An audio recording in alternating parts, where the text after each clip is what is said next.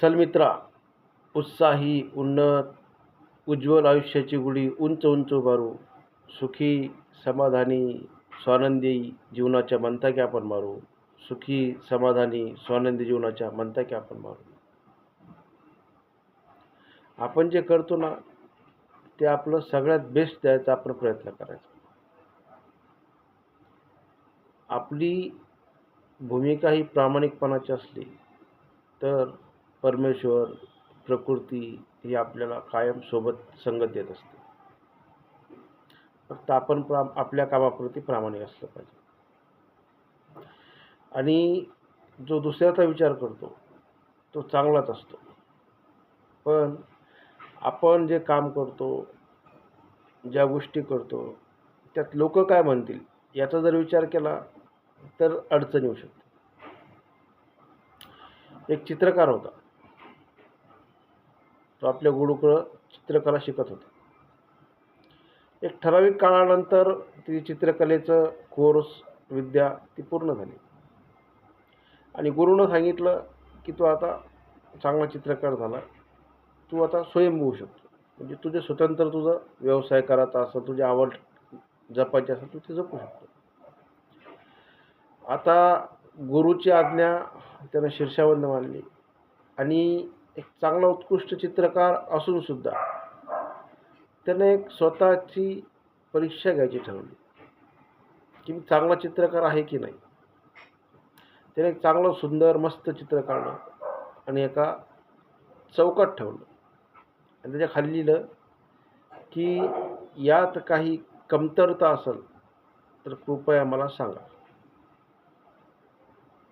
चित्र ठेवलं. प्रत्येकजण येत होता.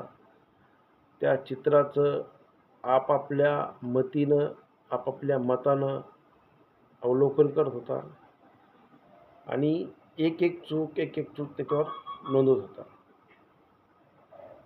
दिवसभर ते चित्र त्या चौकात होतं. तर येणाऱ्या जाणाऱ्या प्रत्येकानं आपापल्या मतानं, आपापल्या मर्जीनं त्या चित्रात चुका शोधायचा प्रयत्न केला आणि ते चित्र विचित्र झालं. संध्याकाळी तो चित्रकार आला. त्यानं पाहिलं की मी जे चित्र काढलं होतं ते चित्र यायला नव्हतं. त्याच्यावर लोकांनी स्वतःची मतं, माझ्या चुका एवढ्या काढल्या होत्या की त्याला चित्र काढायचा आणि स्वतःला चित्रकार म्हणवण्याचा पश्चाताप व्हायला लागला होता.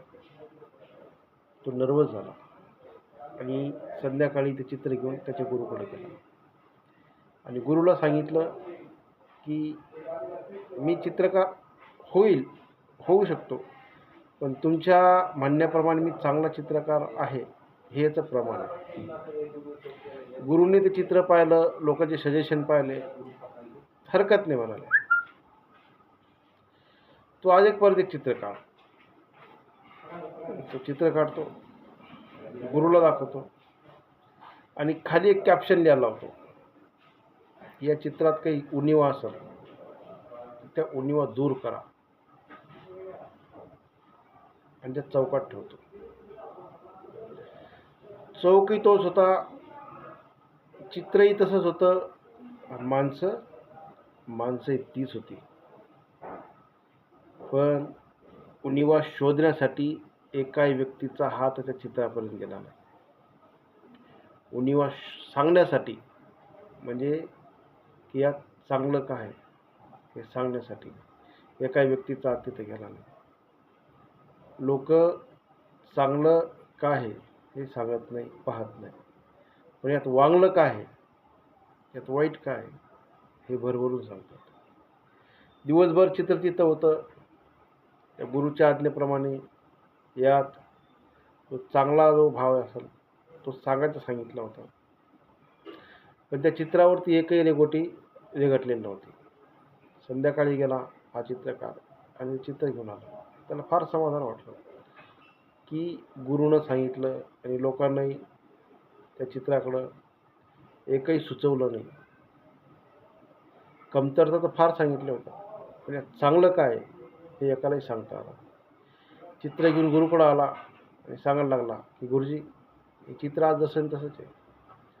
गुरुजी सांगायला लागलेत की बेटा, लोकांना चांगलं चांगलं दिसत नाही, जे वाईट आहे ते चांगलं दिसतं, पण चांगलं असलेलं चांगलं दिसत नाही. त्याच्यामुळं जगाकडं पाहताना स्वतःच्या दृष्टीनं आणि स्वतःच्या दृष्टिकोनानं पाहायचं. तसंच स्वतःकडं पाहताना स्वतःचं अवलोकन करताना आपल्या अंतर्मनाच्या अंतर्दृष्टीनं पाहायचं.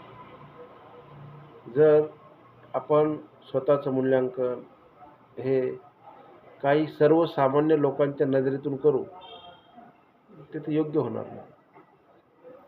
कारण सगळेच लोक त्या मूल्याचे नसतात ज्या मूल्याचं जीवन आपण जगत असतो. मूल्यांकन करण्याच्या मूल्याचे ते लोक नसतात. त्याच्यामुळं प्रत्येकजण आपापल्या पातळीवर, आपापल्या स्तरावर, आपापल्या जीवनात योग्यच असतो. फक्त तो योग्य व्यक्तीच्या सानिध्यात असला पाहिजे. मित्रांनो, कथा काल्पनिक असू शकते, पण यातला बोध मार्मिक आहे. आपल्या जगण्याचा, आपल्या जीवनाचा मूल्यांकन केलं पाहिजे, नक्कीच केलं पाहिजे. स्वमूल्यांकन तर केलंच पाहिजे, पण आपल्या सानिध्यात असलेल्या लोकांकडून मूल्यांकन केलं पाहिजे. पण सत्पात्री मूल्यांकन करणं गरजेचं आहे. कथा आवडली असेल तर माझ्या श्रावण सर @ म्हणता काय 007 या यूट्यूब चॅनलला सबस्क्राईब करा. धन्यवाद.